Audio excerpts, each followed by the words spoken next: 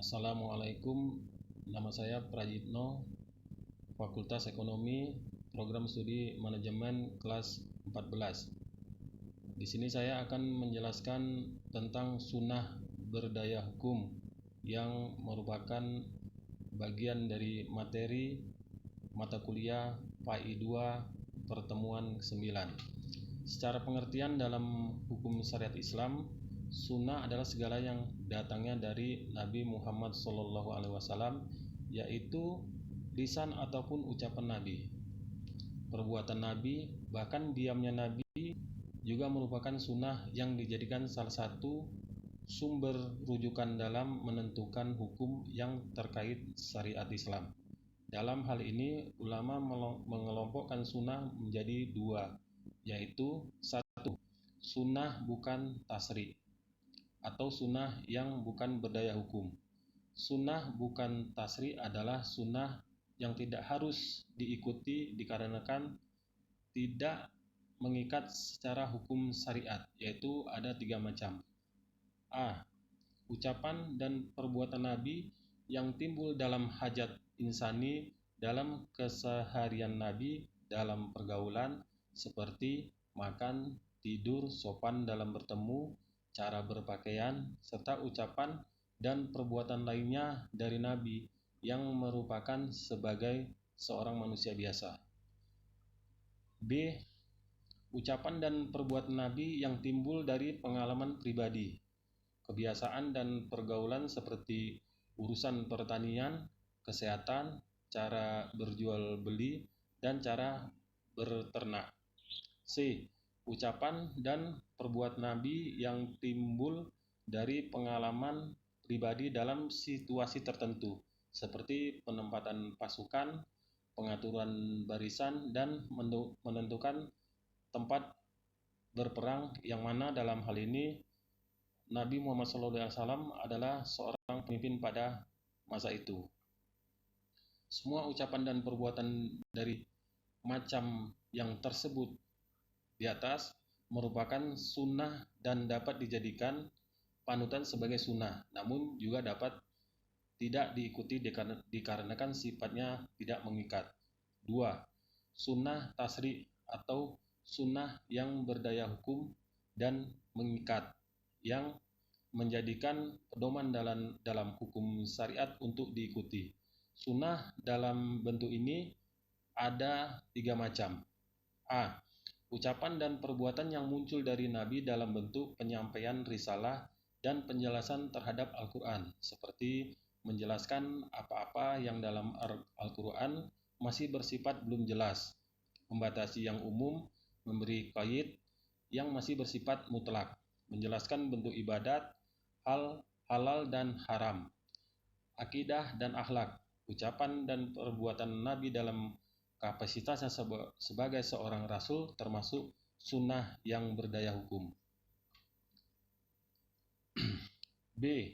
Ucapan dan perbuatan Nabi yang timbul dari Nabi dalam kedudukannya sebagai imam dan pemimpin umat Islam, seperti mengirim pasukan untuk jihad, membagi harta rampasan, menggunakan bait al-mal, mengikat perjanjian, dan tindakan lain dalam sifatnya sebagai pemimpin.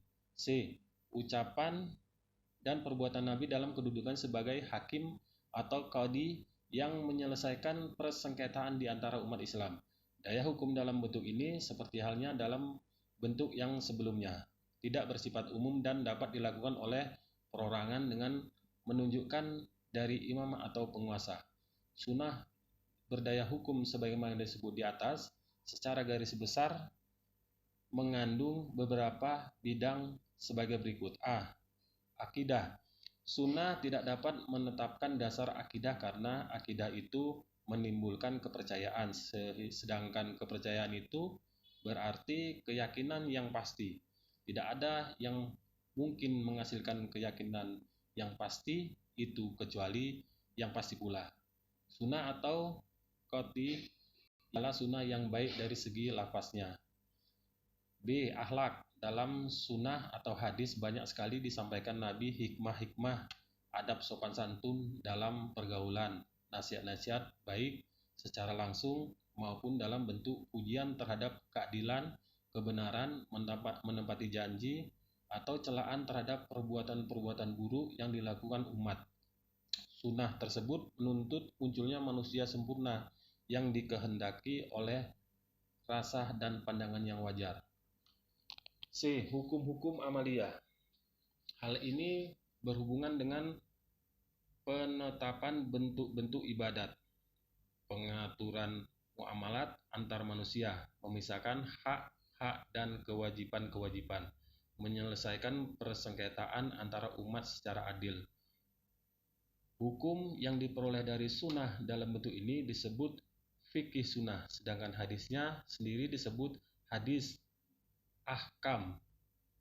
Hadis-hadis dalam bentuk inilah yang dijadikan sumber hukum oleh para ahli fikih sesudah Al-Quran. Kedudukan sunnah sebagai sumber hukum. Sunnah berfungsi sebagai penjelas terhadap hukum-hukum yang terdapat dalam Al-Quran. Dalam kedudukannya sebagai penjelas, sunnah kadang-kadang memperluas hukum dalam Al-Quran atau menetapkan sendiri hukum di luar apa yang ditentukan Allah dalam Al-Quran. Kedudukan sunnah terhadap Al-Quran sekurang-kurangnya ada 3 hal, yaitu sunnah sebagai takkid atau penguat Al-Quran.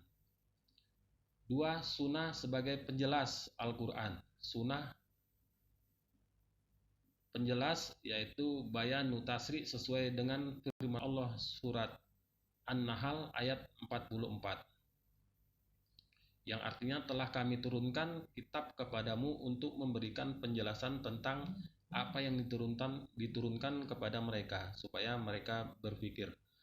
Penjelasan sunnah terhadap Al-Quran dapat dikategorikan menjadi 3 bagian. A. Penjelasan terhadap hal yang global, seperti diperintahkannya sholat dalam Al-Quran tidak diiringi penjelasan mengenai rukun, syarat, dan ketentuan-ketentuan sholat lainnya, maka hal itu dijelaskan oleh sunnah sebagaimana sabda Rasulullah SAW, "Shollu akmaro baimuni sholli." Sholatlah kamu semua sebagaimana kamu telah melihat saya sholat. B. Penguat secara mutlak. Sunnah merupakan penguat terhadap dalil-dalil umum yang ada dalam Al-Quran. C. Sunnah sebagai taksis terhadap dalil-dalil Al-Quran yang masih umum. 3. Sebagai musyar'i, pembuat syariat. Sunnah tidak diragukan lagi merupakan pembuat syariat dari yang tidak ada dalam Al-Quran, misalnya diwajibkannya zakat fitrah, disunahkannya akikah, dan lain-lain. Dalam hal ini, para ulama berpendapat A. Sunnah itu memuat hal-hal baru yang belum ada dalam Al-Quran. B. Sunnah tidak memuat hal-hal baru yang tidak ada dalam Al-Quran, tetapi hanya membuat hal-hal yang ada landasannya dalam Al-Quran. Demikian, wassalamualaikum warahmatullahi wabarakatuh.